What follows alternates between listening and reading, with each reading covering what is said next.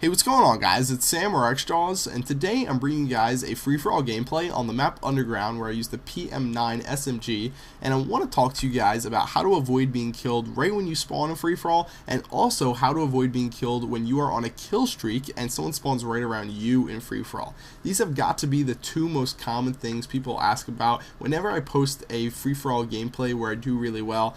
People seem to think I have a third sense for knowing where people are and when they spawn behind me, and people also seem to think that I never have people spawning behind me who then kill me, that I'm sort of immune to that problem in Call of Duty, which I assure you I am not. But I definitely do have a bunch of tips to help you guys out so that it happens a lot less to you, and I wanted to make a video and share those with you today. But before I do, let's talk a little bit about the free-for-all spawn system so you have a better understanding of what I'm trying to help you guys out with here. So basically, the free-for-all spawn system, or as some like to call it, the revenge spawn system, works sort of like this. The game always wants to put two people close to each other. Call of Duty is a high action game. That's what makes Call of Duty really appealing to a lot of people. So Call of Duty's spawn system for free-for-all sort of has this mentality where it wants to spawn people close to each other, but not too close to each other. So it judges that sort of on its own. It's got its own scale for that. And there's a bunch of different spawn points on the map.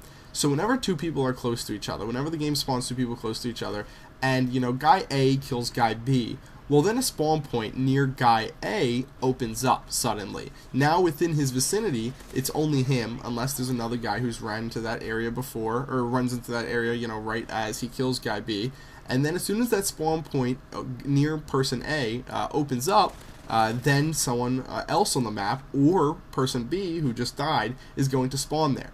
So let's say a couple people die on the map right as you kill someone, well then one of those people is going to spawn near you, not necessarily the exact person who you just killed, but a lot of the time it is that exact person who you just killed.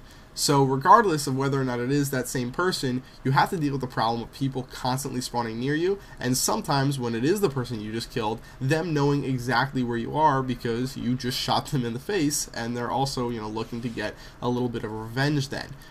So here are some tips for you guys so that you guys can avoid getting killed right when that happens. Number one, I'll say this, it's very, very easy to do. Use a silencer in free-for-all. It's very important that you do. There are different strategies that will work if you don't use a silencer, but the easiest one is to use a silencer and to stay off the radar, because if someone spawns, the first thing they're going to do is look for someone on the radar shooting their gun near them. And if that is you, you are toast, my friend. You are definitely going to die. So really be careful and use a silencer. It will help you out a ton, I promise. The next thing I can recommend to you guys, and I know it sounds a little bit obvious, but constantly check your back. Constantly do 360-degree spins looking around you at all times, because this is not team deathmatch, this is not domination or demolition or any of those game types. There's not a safe area behind you where your teammates are spawning or anything like that, and so many people get in the habit of just looking in front of them because they're used to playing those other team-based game modes. By the way, look at this kill cam right here. This was pretty crazy. The guy shot it at a helicopter and then the javelin came down at me. And anyway, back to what I was saying, people always seem to get in that mentality where they just look ahead of them, and that is definitely not going to help you out in free-for-all. You're constantly going to need to be checking your back, like I do right here. You see, I just killed that guy in front of me. First thing I do is turn around to where I spawned and check the spawn point behind me, because I knew it was really likely that the game did spawn someone there. And the last tip I have for you guys, and I can go into a little bit more detail about this in a future video, but get a headset, man. Get a competitive gaming headset if you're serious about the game. There's a ton out there that are really, really awesome that I recommend you guys use. I use Astro A40s, but there are definitely a lot of other more affordable brands that are also really good. So check them out, do some research. Maybe I'll make another video talking about the headsets, but hearing people around you is huge, and I can make an entire video about it, and how much it helps my personal game out. So anyway, guys, I hope you guys found these tips helpful for free-for-all. Hope you guys go out there and pwn some noobs in free-for-all with the new tips. If you found them helpful, please take a second to like this video. It helps me out a ton. It is really, really awesome, and I'll see you guys later. Bye. Hey, what's going on, guys? It's Sam or xJawz, and today I'm bringing you guys a domination gameplay on the map Resistance.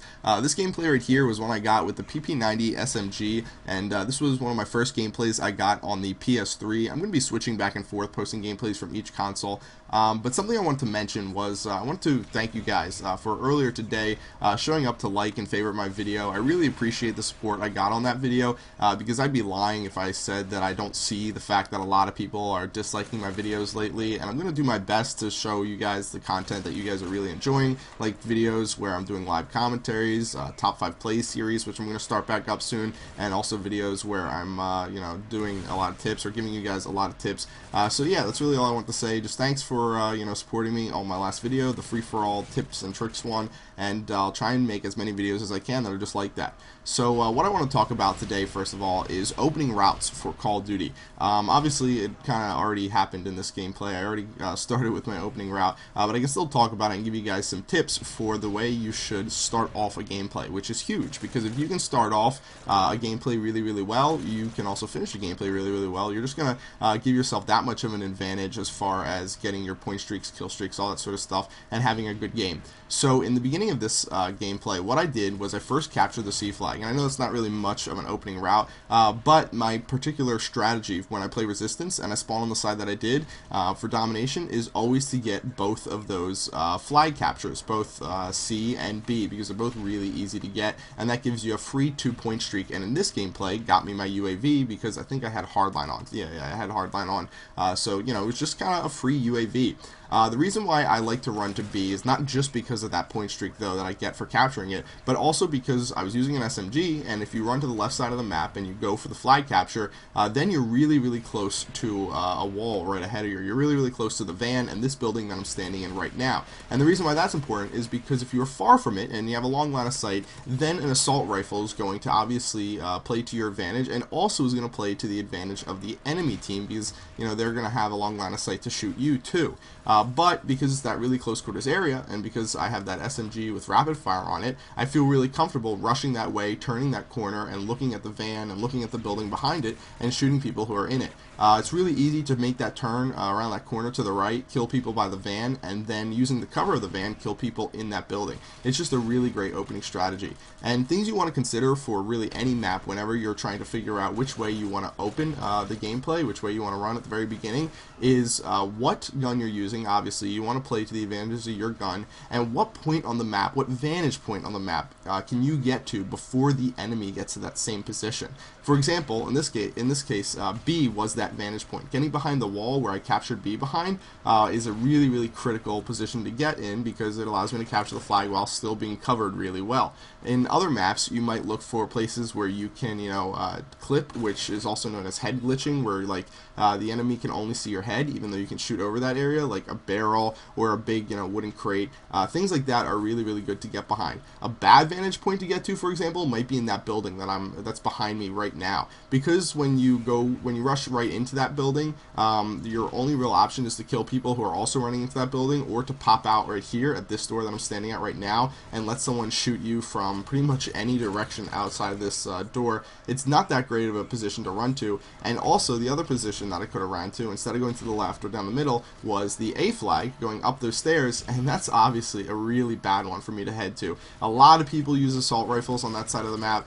They can get down those stairs before I can even get over there, and they are going to have a huge advantage looking down the stairs or being on the stairs behind all the cover that's on there, opposed to me, who will sort of be out in the open, and I'm going to have to run up those stairs regardless, and it's just really bad. Even if I were to get the first couple kills, even if I were to outplay those people who are coming towards me at A, I still have to run up those stairs at A, and I know that they're going to spawn near the top of those stairs, so it just doesn't make sense for me to run that route. So at this point in the game, the main position that I want to get to is at the top of the A stairs. The reason why that's the best place to be for me right now is because if the A flag is the only flag that they have, or if we triple cap them and the A flag was the last flag that they had, they're going to continue spawning in the back of the A area all the time, and is the best spot on Resistance to spawn trap people from, hands down. But in order to get up there, there's a couple things I need to do and a couple things I need to take in consideration. So if I want to figure out how to push them up to the A stairs, I also have to figure out where the enemies are going to be coming from and where I'm going to have to, run to have the best chance of getting up there. I know that the enemy has the A flag, that's mainly where they're spawning already, and I know that a lot of my teammates are in between A and B, so that's really unlikely that the enemies are going to be running for the B flag. They're mostly going to be running for where I am right now, the C flag.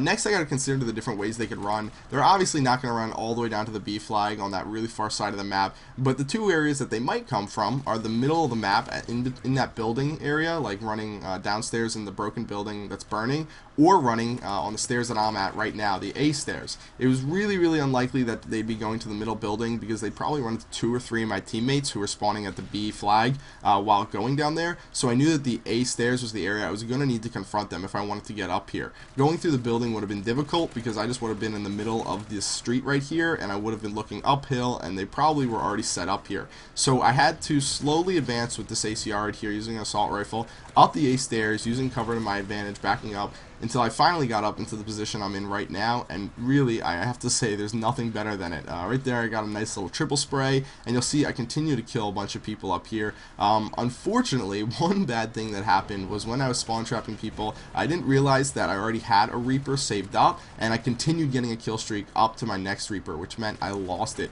Unfortunately, in Modern Warfare 3, the kill streaks don't stack the same way that they did in Call of Duty Black Ops. That's one thing Infinity Ward just decided to pretty much ignore putting into their game, but basically if you already have a Reaper and you get another one, or any kill streak for that matter, you're not going to be able to save that last Reaper that you had. You only get the new one. So this could have been a much higher scoring game if I would have called it in before, but that's just, you know, a silly mistake for me not paying attention.